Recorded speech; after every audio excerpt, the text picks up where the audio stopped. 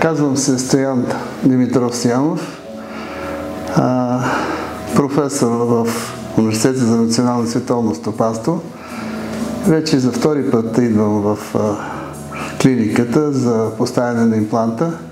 Както първия път, така и втория път операциите и цялата процедура бяха изключително коректни, спокойни, успешни.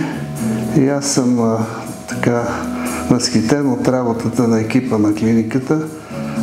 Млади хора, но изключително професионално, с много добро отношение и чувство за отговорност към работата си.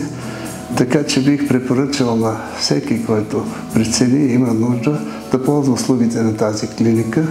Специално благодаря на доктор Харлампиева, която вече не работи тук от предишната манипулация, на доктор Бошков, на доктор Христов, на сестрите, които работят с него, както и на доктор Митова.